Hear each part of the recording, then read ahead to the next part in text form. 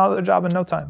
What impressed you the most about Islam? What impressed me most about Islam is definitely that it was comprehensive and specific. The Quran is a miracle. It's different because it speaks about so many different spheres of human activity and human life and different areas of ontology and what exists and what doesn't. I think a few things shone through very clearly in just those translated texts that I was just being exposed to for the first time, and something that self-understood as the words of God himself. You know, he's talking to you, and in a very direct and straightforward manner. The other thing was how specific the guidance was, and not just specific, but also comprehensive. When I was an atheist, I had gone through Marxism and communism and anarchism and sort of these leftist political ideologies. And I think my concern was always about justice. But I had found in those ideologies the opposite problem of what I had found in Christianity. When I encountered Islam, it was like for the first time it clicked. It was like the meeting of these two worlds. Like you see that you have guidance for your personal and interpersonal life, your individual life, and also your collective life. Every single sphere of activity that you have to participate in as a human being, right? Your economy and your warfare and your politics and everything. It was all kind of right there.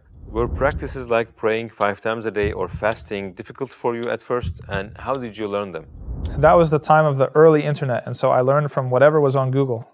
It's not the way I would recommend, but it was something. It was better than nothing. I didn't find any difficulty in it. I actually loved it. It filled a void for me that I had been searching for a long time, even when I was a boy, and I felt that Christianity should have been more serious. It made immediate sense to me that we should have to pray 5 times a day. Even if I wasn't used to it, and it was difficult in a sense that I still had to get used to it, I agreed with it. Like, it made sense. I mean, hey, if you want to be a soccer player, you want to be a football player or a basketball player, how many hours do you have to spend in the gym?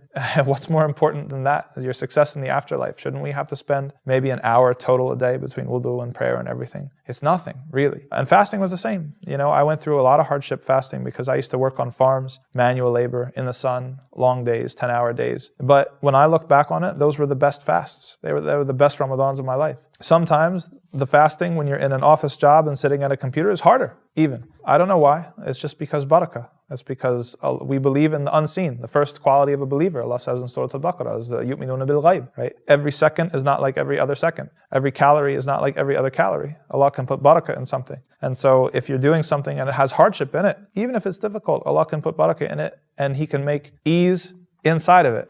Inna ma'al usri yusra. It's built into the usr sometimes. Built into the difficulty is the ease.